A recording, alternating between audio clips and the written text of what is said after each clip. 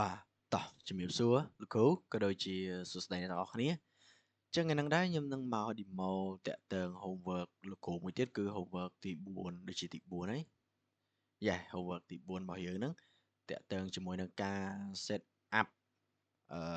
អយើងដូចជាបានធ្វើតាក់ទងជាមួយនឹង share library Jenkins set អអីគេទៀត deploy Spring លើ NFS server ហើយយើងធ្វើអីទៀត set up infrastructure របស់យើងហ្នឹងហើយhomework ទី4នេះ set up IAC ដូចគ្នាក៏ប៉ុន្តែគឺយើងធ្វើការតាក់ទងជាមួយនឹង Jinja file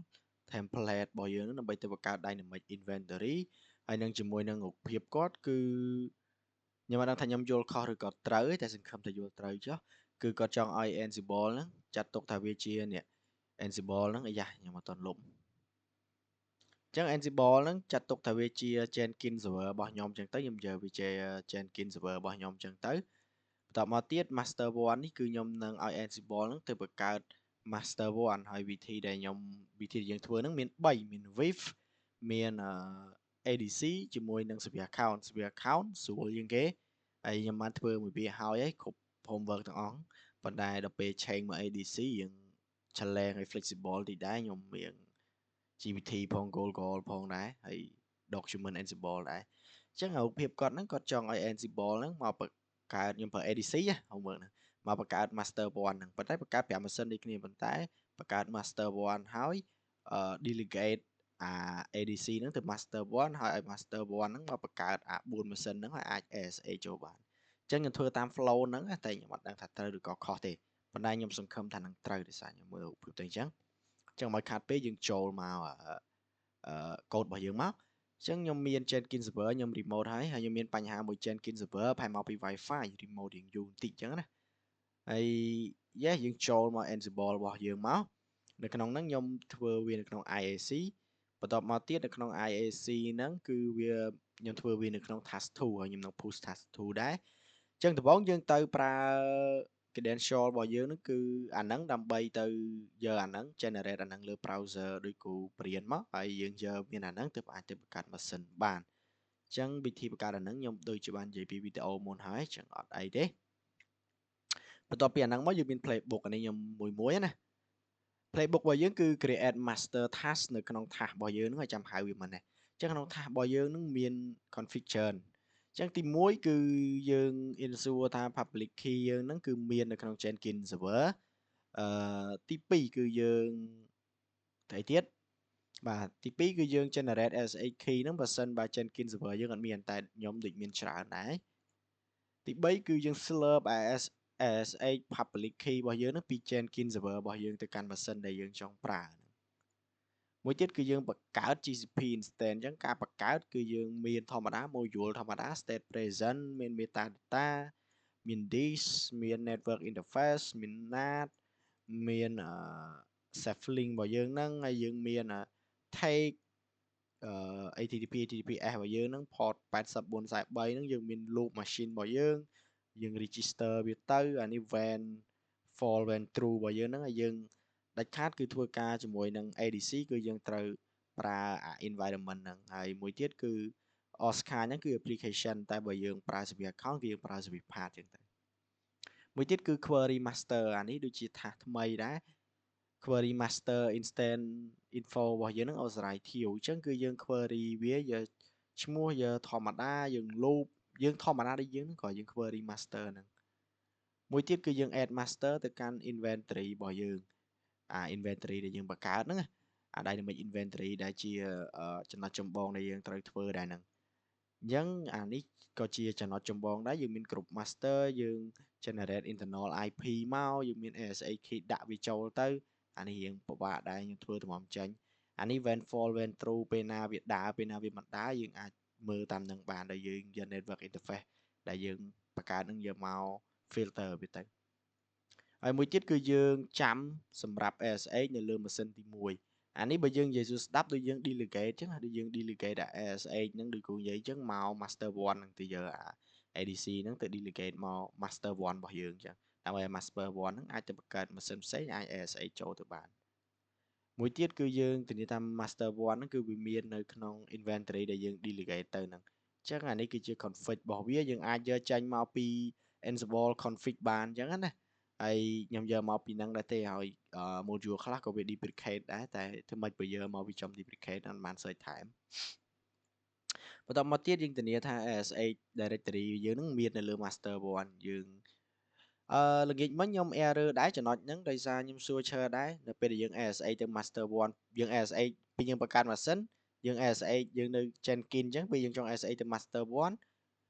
ទៅបានតែបើ master 1ទៅ master 2ទៅ master 3អត់បានដោយសារវាអត់មាន ASH ហ្នឹងអញ្ចឹងយើងដាក់ហ្នឹងមួយមកតែវាមានអានេះ user របស់ខ្ញុំអញ្ចឹងតែអានេះ ASH របស់ខ្ញុំអញ្ចឹងទៅ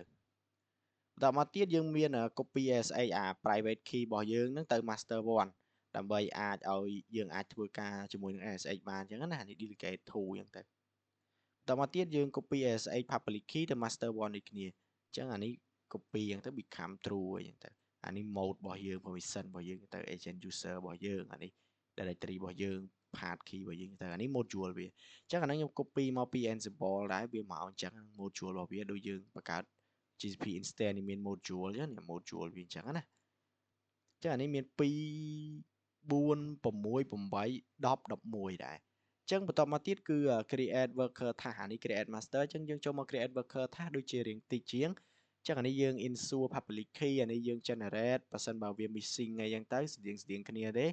អានេះដូចជា argument service path របស់យើងហ្នឹងទៅបន្តមកទៀតយើង slurp ដូចតែគ្នាតែតមកទៀតជួយចង់ជាប់មាត់ create GCP worker ហ្នឹងក៏ដូចតែគ្នាដែរអត់មានអីខុសគ្នាទេបន្តមកទៀតគឺយើងអីគេគឺយើង query worker instance ដូចគ្នាទេដូចតែមិញដែរហ្នឹងបន្តមកទៀតគឺយើង add worker ទៅ inventory របស់យើង inventory ដែលយើងចង់ ping យើងចង់ SH មាន file អីជាច្រើនទៅនេះតិចទេតមកទៀត destroy យើង destroy នេះខ្ញុំមិនដឹងថាគ្រូឲ្យធ្វើឬក៏អត់ទេតែខ្ញុំធ្វើទៅមកឲ្យខាត់លុយហ្នឹងនេះ destroy plan អីចឹងទៅយើងសូ message របស់យើងមកតែយើងចង់ destroy អីទៅអានេះដូចជាអីគ្រាន់តែសូ message ទេអានេះបានកន្លែងដែលយើង destroy យើង state absent មកនេះយើង ignore error អញ្ចឹងទៅដោយសារខ្ញុំអត់មាន error ទេមិន ignore ក៏បានដែរអានេះពេលដែល item យើងគឺទៅបាន define event ហ្នឹងអញ្ចឹងណាអូខេចប់ហើយអញ្ចឹងនៅក្នុង destroy ic.yaml ហ្នឹងគឺយើងហៅវាយកមកប្រើមកនេះអញ្ចឹងយើង local អីហ្នឹងទៅបន្ទាប់មកថាសយើងស្អីគេយ៉ាងមកយើងហៅវាយកមកប្រើធម្មតាទេអូខេបន្តមកទៀតគឺអានេះដែលយើង generate ហ្នឹងខ្ញុំក៏ទុកចោលទៅអានេះមានអីទេខ្ញុំមិនបាច់បញ្យល់ទេអាហ្នឹងពេលយើង create ទៅវាមកតមកទៀត main.iac.yaml មិន destroy អានេះគឺយើងអ្វីដែលយើងបង្កើត GCP របស់យើងហ្នឹងអញ្ចឹងយើង create VM អីយ៉ាងមកអញ្ចឹងនៅក្នុងហ្នឹងយើងមាន playbook របស់យើងមកយើងមាន machine.yaml ដែលយើងហៅមកទីទៀតឃើញអញ្ចឹងថាសយើង create machine ហៅអាហ្នឹងមកអានេះ create worker អានេះយើងចង់ debug មើល message ទៅវា error អត់អានេះយើង write inventory របស់យើងពេលដែលយើងបង្កើត success មកយើង write inventory template របស់យើងអានេះយើង refresh អីចឹងទៅ metadata យើងមកតមកទៀតនៅនេះយើងចាំពេលដែល server របស់យើងគឺ reachable អញ្ចឹងណាពី Jenkins អញ្ចឹងទៅ master worker យើងចាំ timeout 300អានេះសិតតែនៅក្នុង Ansible មានទេ Ansible document មានអញ្ចឹងអានេះយើង copy Jenkins ASH key pair ហ្នឹងទៅកាន់ master 1អញ្ចឹងអានេះគេប្រាប់ថាសម្រាប់ lab only អញ្ចឹងទៅអញ្ចឹងអានេះយើងមាន host master 1 var file របស់យើងហ្នឹងតមកទៀតថាសយើងមិនយើង insert ថាហ្នឹងមានអីចឹងទៅអានេះ path mode ដូចយើងបើសិនជាយើងធ្វើការតាក់ទងមួយ set up របៀប Docker អីគឺមានហើយអាប្រភេទហ្នឹងអត់អីទេអានេះ copy អានេះ copy private copy public ចឹងទៅមាន mode មាន service path ចឹងទៅចានេះយើង configure master 1អីចឹងទៅយើង configure តាយើងធានាថា master 1ហ្នឹងវាអាច ASA ទៅកាន់ម៉ាស៊ីនផ្សេងបានអីចឹងទៅយើងមាន mode មានអីដូចគ្នាចប់ playbook យើងចូលមក template អញ្ចឹង template នេះអា inventory.jinja2 នេះអញ្ចឹងយើងមានអានេះមួយមកយើងមិនបាច់វាយ jest ទេប៉ុន្តែខ្ញុំចូលទៅនៅតែវាយហើយយើងត្រូវ manual command មួយទៀតខ្ញុំកំពុង fix អាហ្នឹងអត់ដឹងថា fix បានអត់ទេតែអាហ្នឹងវា optional ទេដោយសារអីដែល share ចង់បានខ្ញុំធ្វើអានេះ optional ចាអានេះ master របស់យើងអានេះ syntax របស់យើងដឹងហើយ loop internal IP អីចឹងទៅអានេះ worker របស់យើងអីចឹងទៅអញ្ចឹងនៅសល់មួយទៀតគឺអានេះគឺ master 1 inventory របស់យើងដែលយើងចង់ generate ជាមួយនឹងអានេះចឹងយើងមាន keypad យើងមានអីធម្មតាមកអានេះ ASA របស់ខ្ញុំប្រើអញ្ចឹងខ្ញុំអត់ប្រើ OSADK អញ្ចឹងវា modify ខ្ញុំតែអញ្ចឹងទៅអញ្ចឹងអានេះធម្មតាទេ downal អីគេ strict hosting កុំឲ្យវាយ yes no ហ្នឹងអាហ្នឹងតែវានៅតែវាយខ្ញុំក៏អត់យល់ដែរអញ្ចឹងមួយទៀតគឺ var file របស់យើងអញ្ចឹង machine.yaml នេះគឺជា var file របស់យើងមាន adc file អានឹងសម្រាប់បង្កើត variable យកទៅហៅហ្នឹងយើងមាន adc file adc path file របស់យើងមកយើងមានបច្ចេក id អានឹងយើងទៅយកណាដឹងហើយយើងមាន private key យើងមាន pub key អីចឹងទៅយើងមាន agent user machine spec ចង់បានប្រមាណធ្វើម៉េចដាក់មកយើងបន្ទូនេះខ្ញុំដាក់អានេះទៅខ្ញុំខ្ជិលខ្ញុំដាក់តែមួយហ្នឹងទៅអានេះយើងបង្កើតមកចង់មាន master 1 master 2 master 3ហៅមក worker 3 worker 4ដោយសារខ្ញុំមានworker 1 2ចឹងកាត់3 4ហ្នឹងខ្ជិលលុបចឹងណាចិត្តទុកទៅចិត្តអស់លុយទុកចោលអាយ៉ាចូលអញ្ចឹងអស់ហើយនៅមួយទៀតគឺ just file យើងគឺយើង run មកយើង set up ISC អីចឹងទៅអានេះបើសិនជា inventory ដែលយើងពីមុនយើងលុបអត់កើតទេយើងលុបវាចោលមកអានេះ Ansible playbook របស់យើងហើយអានេះយើង ping វាអញ្ចឹងខ្ញុំខ្ជិលវាយ ping ភាសាទៀតខ្ញុំ automate នៅនឹងឲ្យទៅខ្ញុំឃើញ Ansible playbook គេធ្វើចឹងឡូវធ្វើតាមគេដែរទៅអានេះ destroy អញ្ចឹងអស់ហើយអញ្ចឹងយើងបិទចោលយើងបើក terminal មក new terminal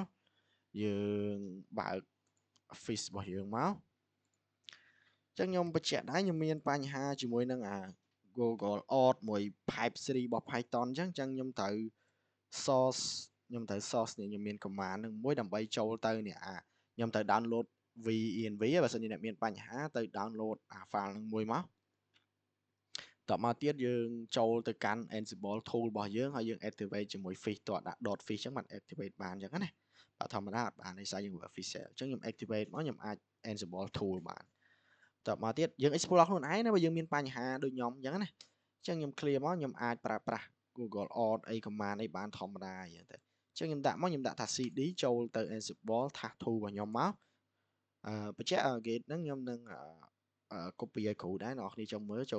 បស់ខ្ញុំបាន visit មកនឹង public ទេ gate ខ្ញុំអញ្ចឹងខ្ញុំ run adjust អីគេ set up IAC អូខេអញ្ចឹងយើងចាំវាមកចឹងនេះ message របស់យើងអានេះយើងលុបបើសិនអត់មានបើអត់មានទេមិនបាច់លុបទេអានេះ command របស់យើងអានេះគេប្រាប់ថាម៉េច hostly empty អញ្ចឹង no ទៅអញ្ចឹងទៅអានេះអត់ error ទេ warning តែមានពេលចាំ fix វាតទៀតតមកទៀតអានេះយើង create VM របស់យើងអានេះយើង create master machine វាមានអីចឹងទៅសម្រាប់ local host របស់យើងអានេះយើងធានាថា public key នឹងវាមានលើ Jenkins យើងវាមានអូខេអញ្ចឹង generate ASA key 5បើសិនអត់មានហ្នឹង skip ដោយសារយើងមានច្រើនហើយអានេះខ្ញុំតេស្តច្រើនពេកទៅពេលទៅវាលេងអីអាហ្នឹង ASA ហ្នឹងចង់វល់ដែរតេស្តច្រើនពេកអញ្ចឹងចាំបន្តិចទៅអត់អីទេវីដេអូអាចនឹងរៀងយូរប៉ុន្តែអត់អីទេយើងតាមតារាមួយចានេះខ្ញុំ create GCP អានេះគេថា duplicate ទេនេះ disable ហើយគេឲ្យប្រើអី CFG មកណាអូស្អីខ្លះនេះមកអានេះ wait for SH on master NAT IP និង network address translation របស់យើងហ្នឹងចានេះស្អីគេ warning host local host using ចឹងអានេះ error Python ទេយើងអត់បាន set up CFG របស់យើងចឹងបើចង់ធ្វើការអានេះ copy SH copy SH អានេះ create worker អានេះធានាថា SH មានបើសិនវាអត់មាន slurp ចឹងបើចង់កុំឲ្យវា warning អាហ្នឹងដូចជាខ្ញុំមានណានេះ file នេះដូចជាមែននេះ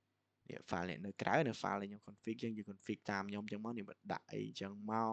កុំឲ្យចុច yes no interpreter អានេះបើយើងខ្ជិលប្រើ Ansible user ដាក់ហ្នឹងមកបើយើងខ្ជិលវាយអានេះទៀតបើយើងខ្ជិលវាយ role ទៀតដាក់ចឹងមកនេះតែខ្ញុំអត់បានប្រើហ្នឹងទេចឹងឃើញថាដាក់អត់មានអីជាបញ្ហាសម្រាប់យើងទេ debugging memory អញ្ចឹងទៅយើង debug វាទៅឃើញថាអត់អីទេអាច ping ទៅបានអញ្ចឹងទៅ write inventory សម្រាប់ template របស់យើងហ្នឹងនេះមកនេះអញ្ចឹងបន្តមកទៀតខ្ញុំមើលអស់សិនទៅចាំចុចមើលអាហ្នឹង wait ប្រហែល second អីចឹងទៅអានេះ refresh មួយអញ្ចឹងណាអានេះស្អីគេវាប្រាប់ថា Python ដដែលទេ warning អា Python ហ្នឹងអញ្ចឹងយើងធ្វើដោយ ធ្វើដោយ file config CFG របស់ខ្ញុំមិញដឹងតើអូខេអញ្ចឹងអានេះយើង copy មក lab ធានាអាម៉េចអីម៉េចមកយើងធានា ping មកនេះមានអីទៀតមួយយើងចូលមើលអស់មកបាទស្អីខ្លះទេនេះបាទអត់អីទេចឹងខ្ញុំគ្រាន់តែព្រាមិនព្រានមើល log ទេ log ហ្នឹងយើងចេះមើលខ្លួនឯងចានេះ error ចឹងអានេះយើងអីគេ configure master 1របស់យើងមក copy Jenkins private public key អីហ្នឹងឲ្យអស់មកអានេះយើង mưa tới đi dương ping á nhưng chưa vậy ping 11 chứ dương ping mà nè master 1 master 2 master worker 4 worker 3 master 3 local hồi dương ping hỏi chứ bây giờ mau mưa cái tiền này clay thì máu chứ dương mau mưa credential và dương tải tải đấy playbook và dương còn miền ấy đã tải tải template គាត់មានអីដែរវ៉ាគាត់មានអីដែរអីដែលចម្លែកគឺវា create inventory របស់យើងមកជាមួយនឹងនេះវាមានអាហ្នឹងដែរតែវានៅតែវាយយ៉េសមក command តែអីទេយើង explore វាតាមហ្នឹងទៅអានេះ local របស់យើងហើយ master របស់យើង worker របស់យើងអានេះគ្រប់ children របស់យើងអញ្ចឹងទៅអានេះមានទាំងអីគេ internal IP មានទាំង external IP មកទៀតអញ្ចឹងទៅបើយើង ping បើយើង SH external បាន SH internal អីចឹងទៅចឹងអត់មានអីតេស្តទេអ្វីដែលគ្រូចង់បានគឺយើងតេស្តឲ្យគាត់មកខ្ញុំខ្ជិលចូល Jenkins ខ្ញុំចូល CMD របស់ខ្ញុំហ្មងទៅខ្ញុំខ្ជិលចូល Jenkins ចឹងណាចឹងខ្ញុំបើក PowerShell មួយមកអូខេចឹងខ្ញុំ clear ខ្ញុំ ASA user add អីគេឥឡូវខ្ញុំចូលទៅកាន់ Jenkins មួយសិនខ្ញុំធ្វើ step by step ណាចឹងពេលដែលខ្ញុំ ping ទៅគឺឃើញថាវាអូខេដោយសារខ្ញុំ ping ទៅរហូតខ្ញុំ ASA ទៅរហូតវាអត់អីទេចប់តែ ping វាគ្មាន yes no អីទេយើង ping ហើយភាសាចានេះ master 1អញ្ចឹងខ្ញុំចូលទៅ master 1មួយទៀតមកខ្ញុំ ASA user នៅក្នុង Jenkins ហ្នឹងខ្ញុំ ASA ទៅកាន់ master 1សិន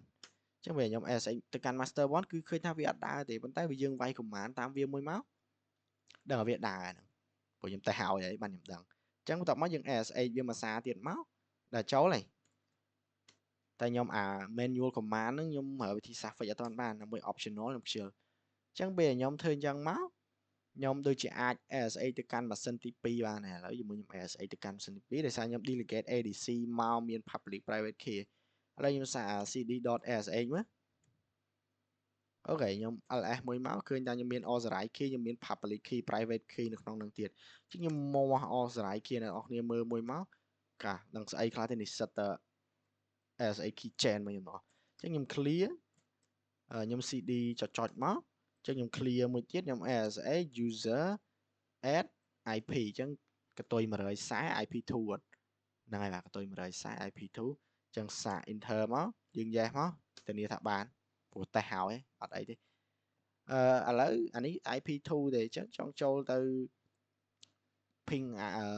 អីគេអាមិញ master 2អញ្ចឹងចង់ ping ទៅ master 3តើយើង ping យ៉ាងភាសាទៀតអានេះក្បាច់ខ្ញុំតេស្តណាឥឡូវយើងឥឡូវសាក IP2 នឹងអាច SH ទៅកាន់ user add master 3បានអត់កតុយ225 master 3នេះអានេះ Jenkins ណានេះ master 3កតុយ194ឥឡូវយើងសាក ping master 2 ping SH តគ្នាច្រឡំតែ ping បានអត់បើបានទៀតអត់ទៅល្អតែវាអត់បានទេដោយសារប្រហែលជាអត់មានប្រហែលជាអត់មានអីទេអត់មាន as public private key authorized អីមើលទៅបាទឃើញថាអត់មានទេអញ្ចឹងយើងមកយើង known host មក authorized key មកអត់មានអីទេមានតែវាអត់មាន public key private key អញ្ចឹងឥឡូវខ្ញុំទៅ Jenkins ភាសាទៀតអានេះខ្ញុំតេស្តឲ្យអស់ណាយើងយូរបន្តិចវាទៅអូតែខ្ញុំសុខចិត្តតេស្តឲ្យអស់ចាឥឡូវខ្ញុំ ASA ទៅកាន់ user add Jenkins ភាសាទៀត clear មកអូខេឥឡូវខ្ញុំចូលទៅកាន់ master 1ទៀតអាចទៅ master 3បានជាងខ្ញុំទៅ ASA user add master 1របស់ខ្ញុំមកមិនបាច់វាយ yes ទេដោយសារយើងមកដងហើយអញ្ចឹងខ្ញុំចង់ fix អាហ្នឹងអាទី1យើងត្រូវណាណីណាវាយស្អីណាណីតែបើអាទី2អត់ទេហើយម្ដងហើយវាចង់ fix អា manual ដំបូងហ្នឹងទៀតតែវាអត់បានអញ្ចឹងខ្ញុំ ASA user add ខ្ញុំច្រឡំទៅ ping ខ្ញុំ ASA ទៅកាន់ master 3ឃើញថាបានធម្មតាអូខេឥឡូវខ្ញុំទៅ worker ម្ដងទៀតខ្ញុំត្រូវធ្វើ step ដដែលយ៉ាងរហូតអញ្ចឹងណាអត់អីទាំងអស់នេះយើងរៀនយើងតេស្តមកហើយយើងឆ្ងល់អីទៀតយើងសួរគ្រូតទៀតអានេះយើងរៀនយើងចេះតេស្តទៅតេស្តច្រើនចេះច្រើនតេស្តឲ្យបានល្អតាមពិតខ្ញុំធ្វើហើយប៉ុន្តែដោយសារអីដោយសារអាអីគេ service account JSON file ហ្នឹងវា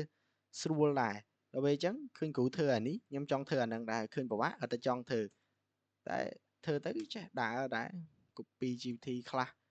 មើល document ណាទៅអ្នកនរក៏ GPT ពេក document ក៏ល្អដែរ document Ansible ហ្នឹងអីគេ worker 3ឥឡូវយើងតេស្តចង់បញ្ចប់យើងគឺ worker 4មួយទៀតមកបើវាទៅហើយអាហ្នឹងវាមានអីវាតែវាទៅហើយ as a user add IP mà Jenkins admin add mùi máu và chó này ấy da nhóm add kho này còn chả máu này chó mà thấy đã đâu tiền mà as a user add điểm đá so mầm sân error tiết lên ta ở đây mầm sân trong cáo dương ta mà ở dương make sure là việc đã việc vượt rồi phía rồi dân dân ta máu ok chứng nhóm as a to worker for massage tiền máu rồi chỉ cả sai này đã bạn ta muốn đã nó phải mà ngày bình đắn as a form yes mùi máu ok đã rồi phía rồi bà admin này thì cứ đã chẳng bỏ dưỡng cứ miền bắn không vượt dưỡng ok nó destroy mi tiền chẳng dương destroy vì máu hình đã ở dương destroy vì chọn mà xa thì tới khoan lại còn mà ở lối gì bạn destroy bán ấy tới destroy cháu đó thôi khơi ấy cái cái lại destroy nè just destroy ok destroy mà sẽ cái nè destroy này không mà message bỏ dương chẳng ta này bẻ tham mất implicit chẳng ta này destroy infrastructure dương destroy từng anh ấy plan destroy dương đã màu mới này dương trong destroy cái khác này miền ấy khác master 1 master 2 master 3 và cả 3 và cả 4 như thế destroy vì chọn là mà cười nhá đây miền ấy để chăm bị tầm plan tới lấy dương chăm tao nó chăm lên như vậy nè biển đo là máu người ta tới mạch dương bạc cho anh bé rồi cho anh bé nhưng mà phịch bán những thọt bị tàu ở gì chứ bà admin ấy đi mẹ coi chạm biển lên coi bạc phê được chờ tháng coi bạc phê lên nhá bạc tắc này chả ấy cái post vai nó bạc Paul anh đi vern điên đấy bây giờ chạy phịch ở máu nhưng ọt bạn đi quay phịch ở đấy nữa anh đi về tao mất nhỉ cái bài duplicate ấy ra nè duplicate vending fall này nó kéo dương phần này chơi cái bài tao mất ansible module.util nó cứ vía duplicate đây chẳng viên năng remove chẳng pi version pi chẳng phải búa này chẳng pra năng chuyển đổi màu chẳng ảnh nắng nhưng đôi chữ per nơi khăn nóng nè nơi khăn nóng à đây nơi khăn nóng task bao nhiêu mà nó đôi chữ nhầm per này nè chứ nè sẽ module cho nên built in như thế nó module đó util là như thế anh chưa built in copy thế mà này built in file là như thế dương nhắm chạm oi mới lấy như sao anh đi về toàn đa chạm ta chọc chạm dương kết tiện chẳng nè sẽ thật bị tội ban dù thì từ ấy ghé ok anh đi man tế module util đó chân nơi ná say Ansible nhận bây anh đi tải nơi ná cho mình đi mấy đâu kìa anh đi instant info anh đi compute instant anh đi built-in slurp thằng bạn đi dùng phở thòm đa module thòm đa bạn ấy tại khơi cái đại chân nam kia thế anh đi ấy cái Ansible document cái built-in command anh đi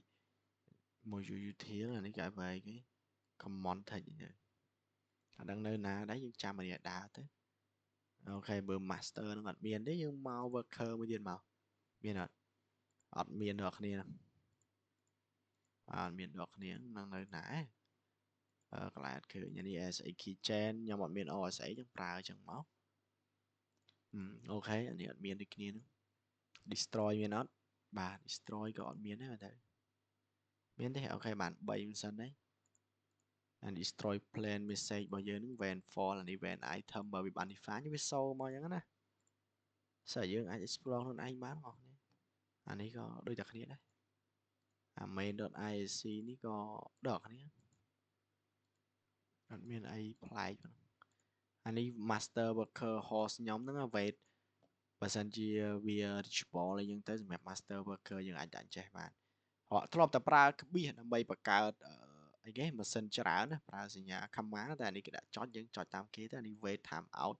JavaScript developer ឲ្យដឹងច្រើន time out ហ្នឹង street អី Java អី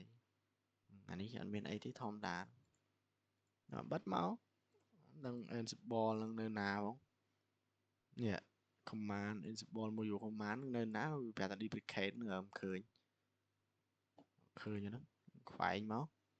master inventory នឹងនៅណាអ្នកគ្នារត់ឃើញវ៉ានេះក៏មិនមែនទេមិនស្រួលដូចគ្នានឹងមិនមែនដល់គ្នាចាស់ស្វាលយើងធម្មតាចឹងមកអានេះឃើញ document គេដាក់លយដាក់ទៅតែអានេះការពារដែរដូច chain kin យើងដែរយើងលុប true លុប image មុននឹងយើង build image កុំឲ្យវាជន់ឈ្មោះជន់អីចឹងណានេះល្អដែរនេះយើងនឹកឃើញអាហ្នឹងចឹងណាការពារអានេះយើង ping វាឲ្យទៅយើងខ្ជិលវាយ command just file មានប្រយោជន៍ចឹងអ្នកនរមិនលុំលុំណា inventory យើងមកអានេះដាក់មកទាំង internal ទាំង external IP ទៀតនេះអានេះ diagonal អីចឹងគ្រប់ beer all val chatren អីចឹងទៅចឹងខ្ញុំនឹង push code ទៅដែរចឹងចាំវាតិចទៀតបងប្អូនអត់អីទេយើងអូខេនេះយើង clear មក clear ចោលមកញ៉ៃវិញបាទ refresh ពោលឹបលុបស្អាតបាទអូខេការងារយើងមានប៉ុណ្ណឹងហើយ fix មួយថ្ងៃដែរចង់ច្រលែងទៅ submit ហើយទៅចង់ច្រលែង fix មួយថ្ងៃអូខេអរគុណលោកគ្រូឲ្យជំរាបលាទាំងអស់គ្នាដែលបានមើលអរគុណ